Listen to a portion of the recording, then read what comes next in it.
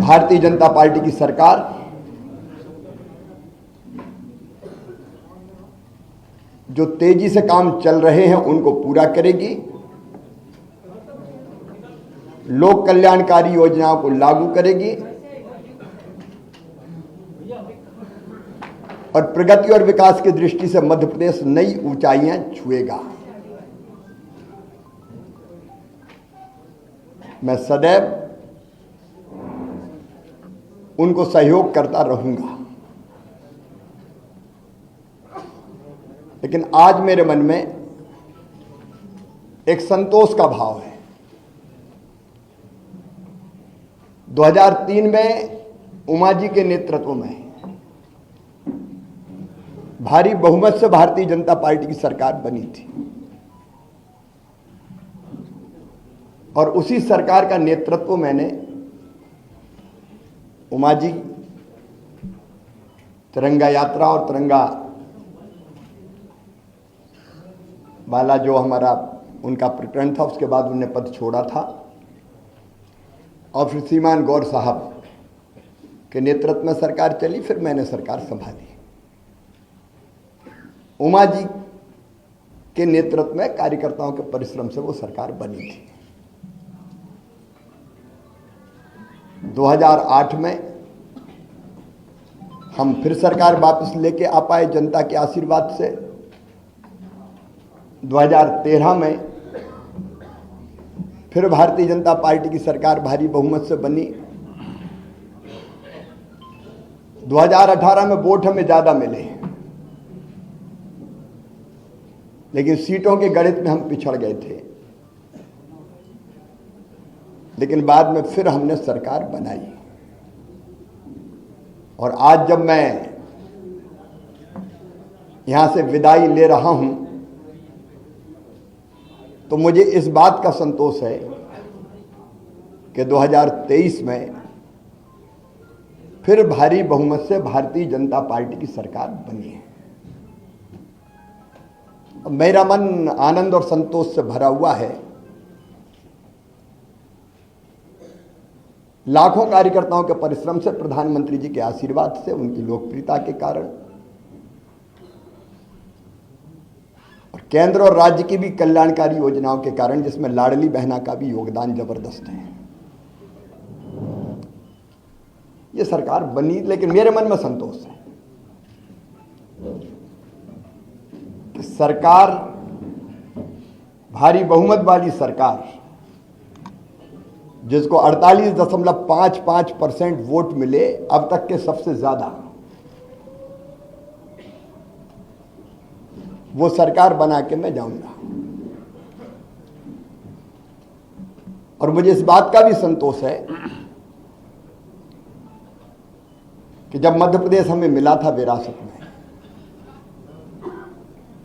तो एक पिछड़ा और बीमारू मध्य प्रदेश मिला था। एक लंबा सफर हमने विकास और प्रगति का तय किया और इन वर्षों में मैंने, मुझ में जितनी क्षमता थी, मुझ में जितना सामर्थ्य था, मैंने पूरा झोंक के अपने प्रदेश के लिए और जनता के कल्याण के लिए काम करने की कोशिश की। मैं अपनी क्षमताओं को अनंत नहीं मानता, लेकिन जितनी भी थी मुझ में, मैंने पूरी प्रामाणिकता, पूरी ईमानदारी, पूरे परिश्रम के साथ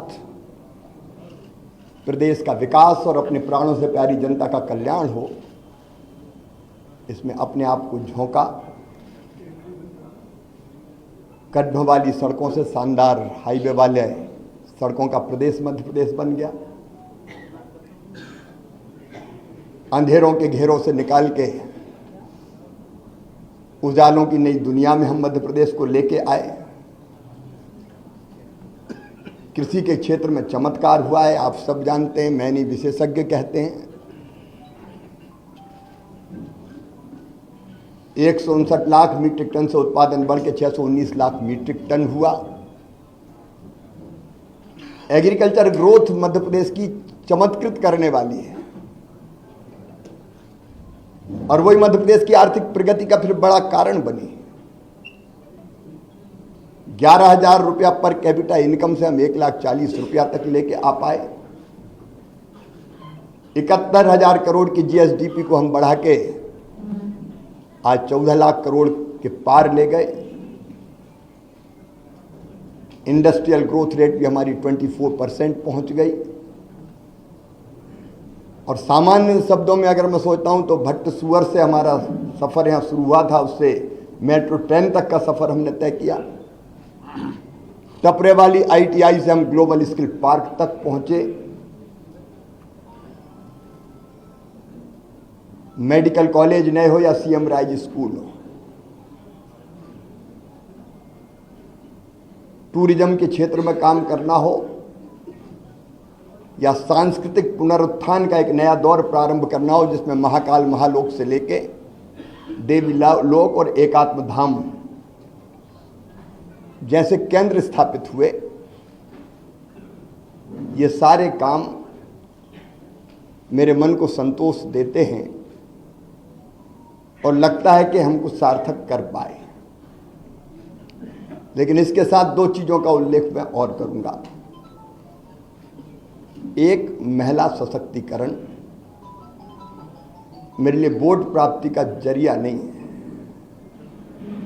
वो मेरी अंतरात्मा से निकला।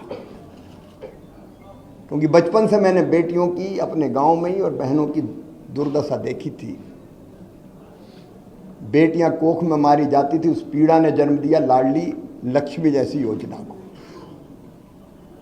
उसके पहले भी कुछ पत्रकार मित्र जानते हैं, जब मैं कुछ नहीं था तब भी मैं बेटियों की शादी करता था। मैंने सोचा नहीं था कि मैं कभी मुख्यमंत्री बनूंगा। ये तो भारतीय जनता पार्टी ही ऐसा दल है जो एक साधारण कार्यकर्ता को उठा के ले जाती है।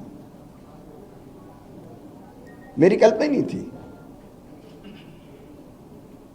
लेकिन बनते ही लाडली लक्ष्मी कन्या विवाह, 50% रिजर्वेशन स्थानीय निकाय के चुनाव में हो या गवर्नमेंट सर्विसेज में 35% तक रिजर्वेशन को पहुंचाना हो, या संपत्ति की खरीद में स्टाम्प शुल्क की कमी हो, या फिर लाडली बहना जैसी और संबल जैसी योजना हो।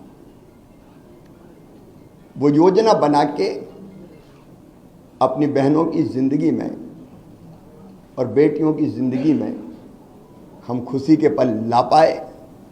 और लाडली लक्ष्मी जैसी योजना से सेक्स रेशियो में परिवर्तन आया, वो केवल कागजी नहीं रही।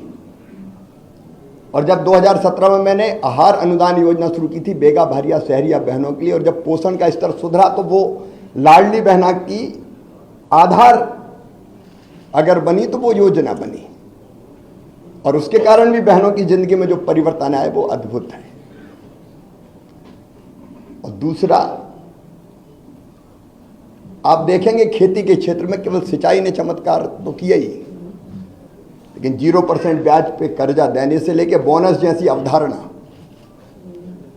लाभकारी मूल्य देने के लिए हमने शुरू की। और किसानों के लिए भी हम काफी काम कर पाए। गरीबों के लिए मैं एक एक योजना का नाम नहीं लूंगा, लेकिन अनेकों कल्याणकारी योजनाएं। और पिछला